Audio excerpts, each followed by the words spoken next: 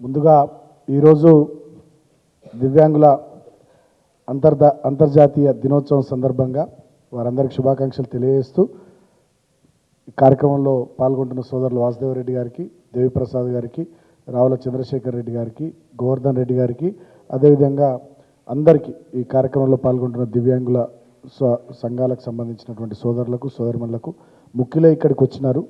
So కేవలం cake cutting కార్యక్రమమే కాబట్టి ముఖ్యులే ఇక్కడికి వచ్చినారు. సో మీ అందరు కూడా హృదయపూర్వకంగా బీఆర్ఎస్ పార్టీ పక్షాన కృతజ్ఞతలు తెలియజేస్తూ, బీఆర్ఎస్ పార్టీ కేసీఆర్ గారి నాయకత్వం, మా ప్రభుత్వం అంటేనే మానవతకు మారుపేరు, మానవత్వానికి, మంచి గుణానికి మారుపేరు కేసీఆర్ గారి నాయకత్వం, వారి ప్రభుత్వం.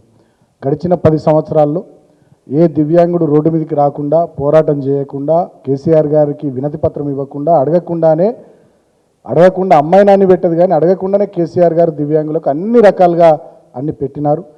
4,000 రూపాయలు పెన్షన్ చేయడం కానీ, దివ్యాంగులకు ప్రభుత్వ ఉద్యోగాల్లో కోటా ఇవ్వడం కానీ, డబుల్ బెడ్రూమ్ ఇళ్లలో కోటా ఇవ్వడం కానీ, ఇతరత్ర దివ్యాంగులకు సంబంధించినటువంటి మినిస్ట్రీని సపరేట్ చేయడం కానీ, అదేవిధంగా దివ్యాంగుల కార్పొరేషన్ చైర్మన్గా ఒక ఉద్యమకారుడైనటువంటి వాసుదేవరెడ్డి గారిని నియమించి వారి నాయకత్వంలో ట్రైసైకిల్స్ పంపిణీ కానీ, ఇతరత్ర అనేక రకాలైనటువంటి వస్తువులు, సామాగ్రి మన వాళ్ళందరికీ రాష్ట్ర వ్యాప్తంగా 33 జిల్లాల్లో 119 నియోజకవర్గాల్లో 2 టర్ములు వివిధ రకాల సహాయ సహకారాలను అందించడం, ప్రోత్సాహకాలను అందించడం లాంటి అనేక కార్యక్రమాలు కేసీఆర్ గారి నాయకత్వంలో గతంలో బీఆర్ఎస్ ప్రభుత్వం చేసింది.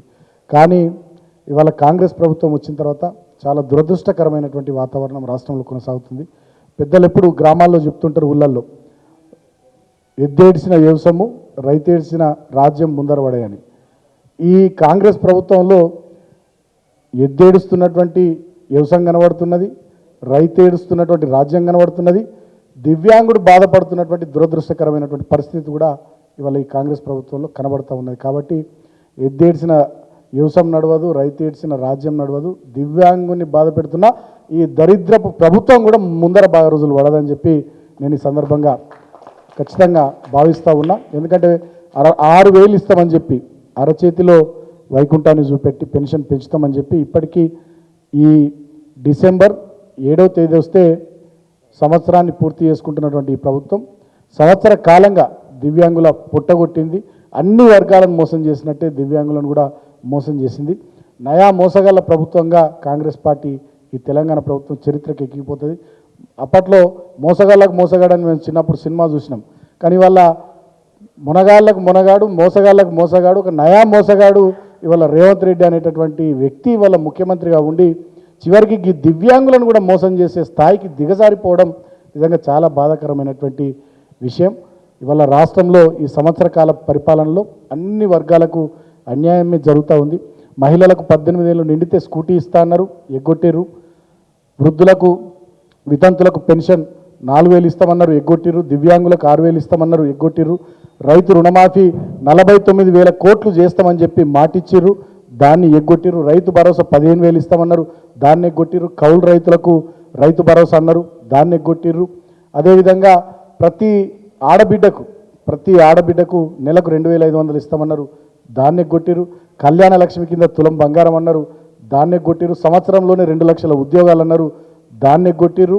ఇట్లా చెప్పుకుంటూ పోతే చాలా విషయాలు మేనిఫెస్టోలు పెట్టి 420 హామీలు, 6 గ్యారంటీలు అన్నిటినీ అరచేతిలో వైకుంఠం లెక్క, అరచేతిలో స్వర్గం లెక్క ఎన్నికల సందర్భంలో చూపెట్టి ఇవాళ గద్దెనెక్కిన తర్వాత మోసం చేసిండు ఈ నయా మోసగాడు ముఖ్యమంత్రి రేవంత్ రెడ్డి. వెనకటికో సామెత ఉండే, ఒడ్డెక్కేదాకా ఓడమల్లన్న, ఒడ్డెక్కినాక బోడమల్లన్న అన్నట్టుగా ఇవాళ రేవంత్ రెడ్డి పనితీరు ఉన్నది. కాబట్టి రాబోయే రోజుల్లో ఈ పద్ధతి ఇట్లనే కొనసాగితే ఇప్పటికీ అన్ని వర్గాల ప్రజలు చాలా ఆగ్రహంతో ఉన్నారు. ఎవరైనా నిలబెట్టుడు గురించి ఆలోచిస్తారు కానీ ఈయన కూలగొట్టుడు గురించి ఆలోచిస్తున్నారు. ఎవరైనా వికాసం గురించి పనిచేస్తారు కానీ ఈయన విధ్వంసం గురించే పనిచేస్తూ ఉన్నారు. ఎవరైనా అభివృద్ధి గురించి ఆలోచిస్తారు కానీ ఈయన వ్యవస్థలన్నింటినీ కూడా ఆగమాగం చేసుకుంటూ రాష్ట్ర ఆర్థిక వ్యవస్థను చిన్నాభిన్నం చేస్తూ ఉన్నాడు. కాబట్టి ఈ దివ్యాంగుల దినోత్సవం సందర్భంగా నేను ముఖ్యమంత్రికి విజ్ఞప్తి చేస్తున్నా, ఇప్పటికైనా మీరు కళ్ళు తెరవండి. ఈ దివ్యాంగుల దినోత్సవం సందర్భంగానైనా మీరు కళ్ళు తెరవండి. ఇప్పటికైనా 4 మంచి పనులు చేసే కార్యక్రమాలను చేపట్టండి. భవిష్యత్తులో ఏదైతే హామీలు ఇచ్చినారో అన్ని వర్గాలకు సంబంధించినటువంటి హామీలను నెరవేర్చే ప్రయత్నం చేయండి, నిలబెట్టుకునేటటువంటి ప్రయత్నం చేయండి.